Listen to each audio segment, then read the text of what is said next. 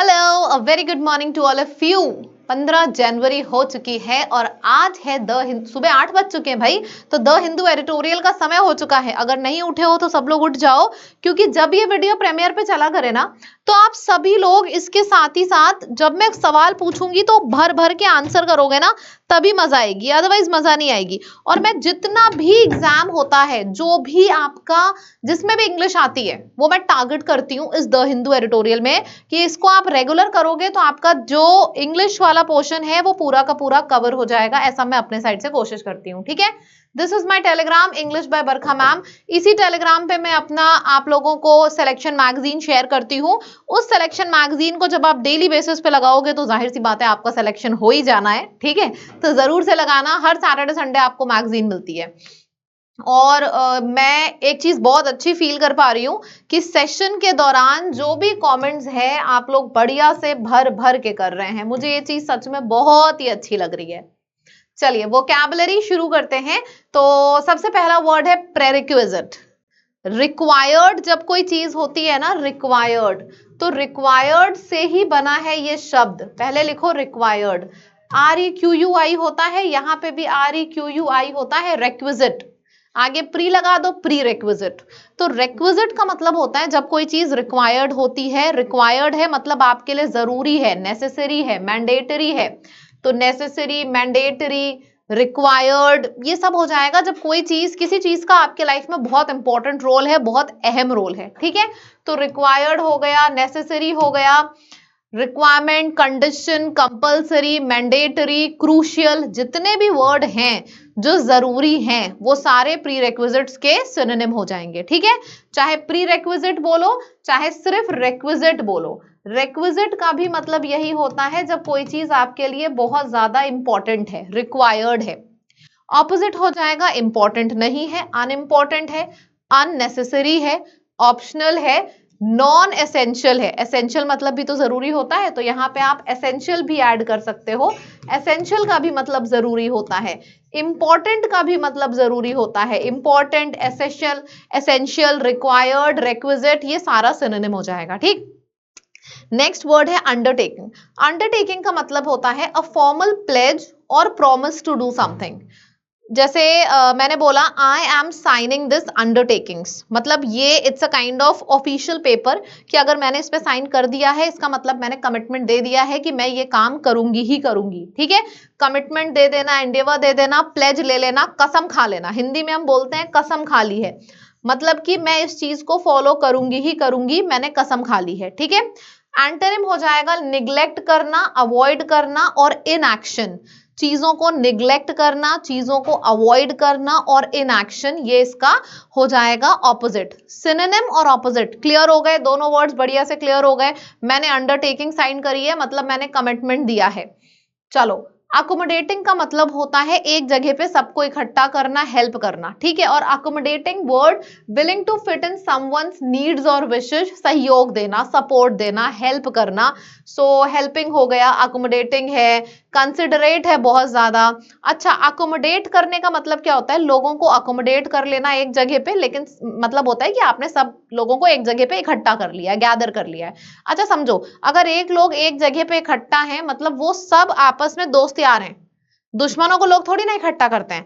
अगर सबको एक जगह पे इकट्ठा किया है मतलब वो सब आपस में दोस्त यार हैं, एक दूसरे की बातें मानते हैं, कंप्लाई करते हैं, ठीक है। तो यहाँ पे कंप्लाई हो गया, अग्री हो गया, ये सब भी आप लिख सकते हो। एक दूसरे से कोऑपरेट करना, एक दूसरे से कोऑपरेट करना, एक दूसरे से अग्री करना, ये सब भी आप आराम से लिख सकते हो, ठीक। ऑपोजिट क्या हो जाएगा? कोऑपरेट ना करना, अनकोऑपरेटिव, फ्लेक्सिबल ना होना, इनफ्लेक्सिबल, स्टबर्न, जिद्दी होना। तो ये सारा का सारा इसका एंटोनिम हो जाएगा, ठीक है। सो अकोमोडेट मतलब सबको एक जगह पे इकट्ठा करना।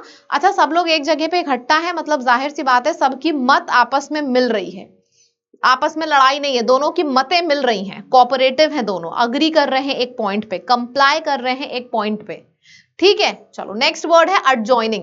adjoining वर्ड का मतलब होता है नेक्स्ट टू और joined with something। adjoining मतलब समझो ये इससे ज्वाइंट है, सो इट्स एडजॉइंट, एक दूसरे से एकदम ज्वाइंट होना, चिपके हुए होना, एकदम सटे हुए होना। जैसे कि आप एडजेसेंट बोल सकते हो, जैसे एडजॉइनिंग वर्ड है ना, उसी से मिलता जुलता एडजेसेंट होता है। नेबरिंग हो गया, एकदम बगल बगल। जक्स्टापोज हो गया, जक्स्टापोज का भी मतलब होता है बगल बगल अरेंज करना, बहुत ज्यादा इंपॉर्टेंट वर्ड है, तो जक्स्टापोज है। कंटिन्यूटी होना, जैसे ये सब एक दूसरे के बगल में अरेंज है ना, तो ये एडजॉइनिंग है, तो आप यहाँ पे एडजॉइन बोल सकते हो, एडजॉइन हो गया, ठीक है। एडजॉइन है, एडजेसेंट है, एडजॉइंट है, एडजेसेंट है, एक कंटिन्यूटी में है, कॉन्टिन्यूअस है। फिर क्या आप बोल सकते हो, नेबर है आपस में, तो नेबरिंग हो सकता है, ठीक। ऑपोजिट क्या हो जाएगा, जैसे एक दूसरे के बगल बगल है, एडजेसेंट है, कंटिन्यूटी में है, एडजॉइनिंग है, ऑपोजिट हो जाएगा अलग अलग, डिवाइडेड, सेग्रीगेटेड, सेपरेटेड, तो ये सब इसका एंटोनिम हो जाएगा, ठीक है, अलग अलग होना। चलो, अच्छा एक वर्ड और मेरे दिमाग में आया है, तो मैं सोच रही हूं आपको यहां पे बता दूं। आप में से कितने लोगों ने कंटिगुअस वर्ड सुना है, यहां पे लिखो कॉन्टिगुअस।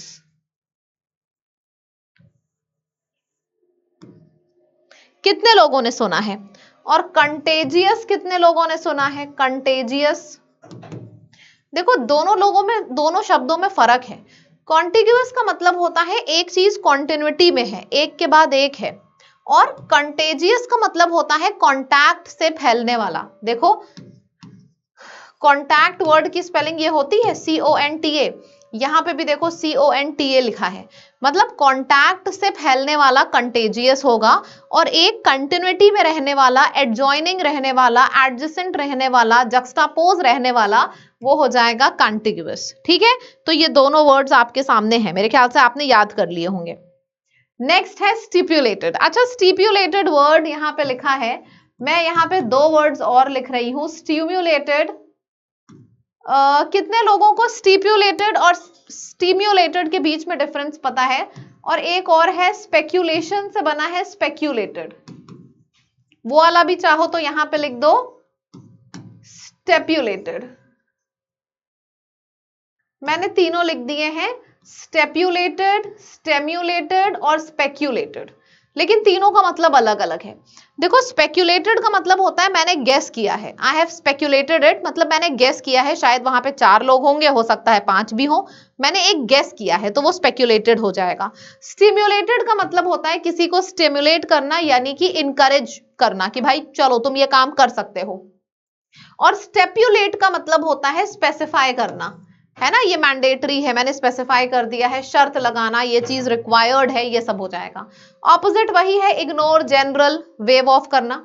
चलो कमेंट्स करने का मतलब होता है जब कोई चीज शुरू होती है, स्टार्ट होती है, बिगिन होती है, एम्बार्क होती है, एम्बार्क लिख सकते हो, कमेंट्स लिख सकते हो, लॉन्च लिख सकते हो, ये सारा हो गया। ऑपोजिट हो जाएगा फिनिश, टर्मिनेट।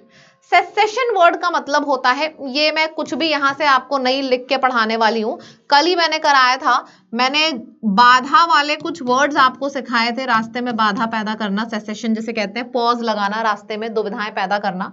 तो क्या हो जाएगा, आई से शुरू होने वाले 3 वर्ड सबसे पहले ये बताओ, फिर ओ वाले 2 वर्ड्स बताओ, फिर एच वाले 2 बताओ, कितने शब्द सीखोगे? impede, impasse, inhibit, obstacle, obstruction, hurdle, hindrance, restriction, ये सब आ जाएगा सेसेशन में, मतलब पॉज लगाना, कंटिन्यूटी में चीजें नहीं हो रही हैं, उसको बोलते हैं सेसेशन। ऑपोजिट है कंटिन्यूअस हो रही हैं चीजें, एक लाइन से हो रही हैं। मोरीबंद का मतलब कैसे याद करेंगे? मोरी, मोरी आंखें बंद, ऐसी ये ट्रिक है, मोरी आंखें बंद। और किसकी आंखें बंद होती हैं? जब किसी की डेथ हो जाती है, तो डेथ से रिलेटेड वर्ड है, डाइंग है, डिक्लाइन है, प्रोग्रेस नहीं हो रही है, मतलब प्रोग्रेस स्टैग्नेंट है, तो स्टैग्नेंट एक वर्ड हो गया, ठीक है। इसका ऑपोजिट क्या होता है? थ्राइविंग। एक तरफ क्या है? मोरीबंद, मतलब मोरी आंखें बंद, मोरी आंखें बंद मतलब इंसान की डेथ हो गई है, तो ये ट्रिक है याद करने की, मोरिबंडस किसी की डेथ हो जाना, या फिर किसी के अंदर का जो प्रोग्रेस है वो डिक्लाइन करती चली जा रही है, तो ये इसका सिनोनिम होगा। ऑपोजिट हो जाएगा थ्राइविंग, एक्टिव, एनर्जी से भरा हुआ, ठीक। चलिए अब आ जाते हैं कुछ phrasal words. Catch up on something का मतलब होता है finishing something delayed. I need to catch up on my emails after being away for a week, मतलब मैं एक हफ्ते से दूर हूं, मेरे पास बहुत पेंडिंग ईमेल्स हो गई होंगी। I need to catch up on my emails, मतलब मुझे ईमेल्स को फिनिश करना होगा। कीप अप विद का मतलब होता है स्टे अपडेटेड। कीप अप का मतलब होता है मैं आपको इंकरेज कर रही हूं। कीप अप विद का मतलब होता है कि I am trying to keep up with your progress, मतलब मैं कोशिश कर रही हूं कि मेरी जो स्पीड है तुम्हारी स्पीड से मैच कर पाए, मतलब मैं तुम्हारे जितना अपडेटेड रह पाऊं। पुट अप विद का मतलब होता है टॉलरेट विद। कई बार आपके एग्जाम में आपको बियर विद भी लिखा हुआ दिखेगा, तो चाहे बियर विद लिखा हो चाहे पुट अप विद लिखा हो, दोनों का मतलब होता है टॉलरेट करना। ठीक है। अच्छा, फ्लाई ऑफ द हैंडल का मतलब होता है losing your temper suddenly and unexpectedly, मतलब गुस्से का बाण छूट जाना। एड फ्यूल टू फायर, आग में घी डालने का काम करना। बीटिंग अराउंड द बुश का मतलब होता है कि तुमने कसम खाई है कि सामने वाले से तुम सीधी बात नहीं करोगे, घुमावदार बातें करोगे, तो उसको बोलते हैं बीटिंग अराउंड द बुश, कि सामने वाले से आप सीधी बात ना करके घुमावदार बातें कर रहे हो, तो उसको बीटिंग अराउंड द बुश बोलेंगे। ठीक है। चलिए, कॉन्फिडेंस बूस्टर के 2 क्वेश्चंस आपके सामने आ चुके हैं। प्री रेक्विजिट रिक्वायर्ड वर्ड से बना है, रिक्वायर्ड है मतलब जरूरी है। पूरी को पूरी लिस्ट रिवाइज करो। Mandatory, compulsory, necessary, important, requisite, crucial, जितने वर्ड जिनका मतलब है जरूरी, वो सारे के सारे प्रीरिक्विजिट्स के सिनोनिम हैं। अंडरटेकिंग का मतलब होता है मैंने अपना कमिटमेंट दिया है, मैंने साइन किया है। फिर आ जाता है अकोमोडेटिंग। अकोमोडेटिंग इसका मतलब क्या होगा, सिनोनिम ही बताना है। ठीक है। ओब्लाइजिंग हो गया, इसका आपका नियर बाय हो गया। एडजॉइनिंग, एडजेसेंट, कंटिन्यूइंग, बगल बगल, यानी कि आपका वो जक्सटापोज, ये सारे वर्ड्स आ जाएंगे। स्टिपुलेटेड, स्टिपुलेटेड, स्टिम्युलेटेड और स्पेक्युलेटेड। स्टिपुलेटेड, स्टिम्युलेटेड और स्पेक्युलेटेड, ये मैं आपको करा रही हूं ना। स्टिमुलेट करना, किसी को इनकरेज करना, स्पेक्युलेट करना, शक करना। और स्टिमुलेटेड का मतलब होता है जब कोई चीज आपके लिए आप स्पेसिफिक है, स्पेसिफाई करना किसी चीज को, वो हो जाएगा स्पेक्युलेटेड। ठीक है, बहुत जरूरी है मेरे लिए। रिक्वायर्ड। कमेंस्ड का मतलब होता है स्टार्ट, बिगिन।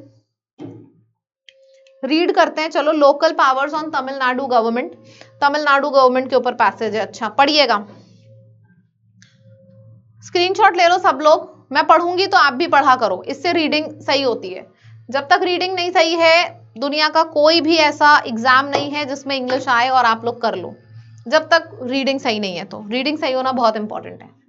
चलिए पढ़ते हैं। Instead of signalling its attention to hold elections to rural local bodies, मतलब कि तमिलनाडु ने ऐसे दिखाया है कि मैं इलेक्शंस, मतलब इलेक्शंस नहीं कराए अपने गांव में, बल्कि क्या कराया, इलेक्शन की जगह पे गवर्नमेंट ने अपॉइंट कर दिए कुछ स्पेशल ऑफिसर्स लोकल बॉडीज के लिए काफी डिस्ट्रिक्ट्स में। मतलब इलेक्शन नहीं कराया, अब इलेक्शन नहीं कराया तो ऑफिसर तो बना नहीं, तो अपने कुछ ऑफिशियल्स अपॉइंट कर दिए ऐसे ही कि तुम इसको मैनेज करोगे, तुम इसको मैनेज करोगे। इलेक्शंस नहीं कराया अभी विलेज में, और ये इलेक्शन अभी से नहीं, बहुत पहले से ड्यू हैं। और अभी इलेक्शंस में 9624 विलेज पंचायत, 315 पंचायत यूनियंस और 28 डिस्ट्रिक्ट पंचायत, इतने इलेक्शंस ड्यू हैं। और term of the office RLBs came to an end, और जो भी इनका टर्म था, ये सारे जो नंबर लिखे हैं, इतने विलेज पंचायत के इलेक्शन, इतने इतने, तो इन सब का जो एक टर्म पीरियड था वो 5 जनवरी को खत्म हो गया। मतलब कि गवर्नमेंट को 5 जनवरी तक इलेक्शंस करा लेने चाहिए थे, लेकिन गवर्नमेंट ने नहीं कराए। These government officers will function for the next 6 months. अगले 6 महीनों के लिए ये गवर्नमेंट ऑफिशियल्स फंक्शन करेंगे, मतलब कि वहां पे इलेक्शन हुए नहीं तो गवर्नमेंट ने इन गांव में कुछ ऑफिसर्स भेज दिए। अब ये ऑफिसर्स 6 महीने तक वहां पे फंक्शन करेंगे, फंक्शनिंग देखेंगे।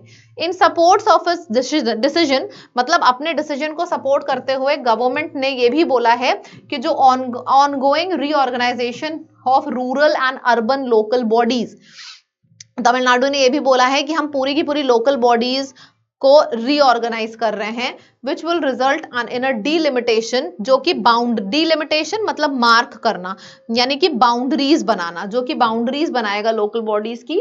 और ये एक ऐसा स्टेप है जो कि गवर्नमेंट कंसिडर कर रही है कि बहुत ज्यादा जरूरी है कंडक्ट करना पोल्स से पहले। मतलब अब देखो गवर्नमेंट कह रही है मैंने अभी तक इलेक्शन इसलिए नहीं कराए क्योंकि मैं बाउंड्रीज बना रही हूँ, और बाउंड्रीज बनाना बहुत ज्यादा जरूरी है इलेक्शन कंडक्ट कराने के पहले। बाउंड्रीज बनी नहीं थी इसलिए मैंने अभी तक इलेक्शंस नहीं कराए। It had given an undertaking, मतलब कि कमिटमेंट दे देना। तमिलनाडु गवर्नमेंट ने मद्रास हाईकोर्ट को कमिटमेंट दे दिया है कि दिसंबर जो 2024 में बोला है ये चीज, क्या बोला है पढ़िएगा, कि no poll notification would be issued. हम तब तक इलेक्शन नहीं कंडक्ट कराएंगे जब तक हमारी पूरी बाउंड्रीज नहीं क्रिएट हो जा रही हैं इन, और कोटा डिसाइड नहीं हो जा रहा है विमेन का, शेड्यूल कास्ट का और शेड्यूल ट्राइब का। जब तक ये 3 काम नहीं हो रहा है तब तक उसने बोल दिया है क्लियरली कि जब तक ये 3 काम नहीं हो रहा है तब तक मैं इलेक्शंस नहीं कराऊंगा। कमिटमेंट दे दिया है मद्रास हाईकोर्ट को तमिलनाडु गवर्नमेंट ने।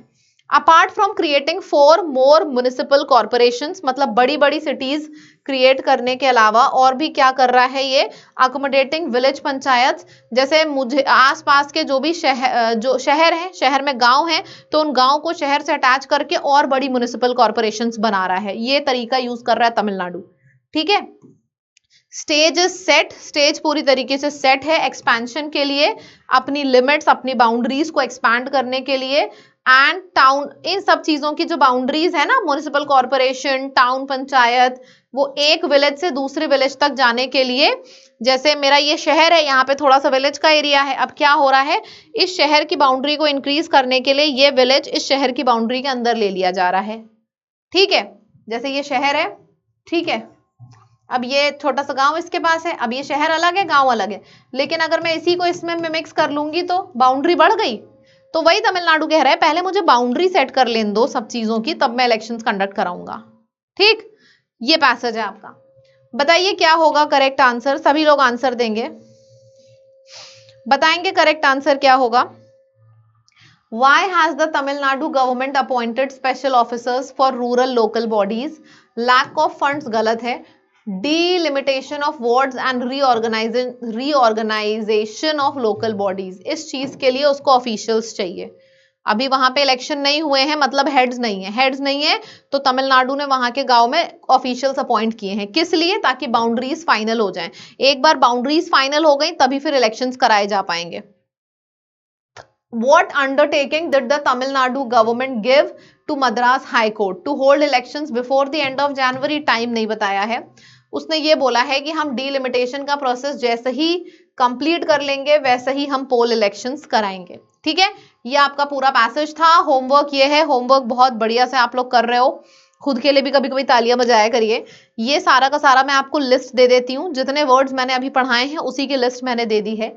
इसमें से कोई भी 4 आप उठाओगे और कमेंट सेक्शन में पूरा भर भर के आंसर करोगे वीडियो खत्म होने के तुरंत बाद में इसको कर रहे हो तो इसकी कोई अहमियत नहीं है। तुरंत क्लास खत्म होने के बाद कितनी चीजें याद है मुझे वो देखना है, ठीक है। इस वजह से तुरंत इसका आंसर करिएगा। और आप में से जितने लोगों ने अगर अभी तक ऑफिसर्स में एडमिशन नहीं लिया है तो ले लीजिए, आज ऑफिसर्स की पहली क्लास है और ऑफिसर्स बैच खरीदने के लिए आप इस कोड का इस्तेमाल करोगे LAB लैब, आपको तुरंत डिस्काउंट मिल जाएगा।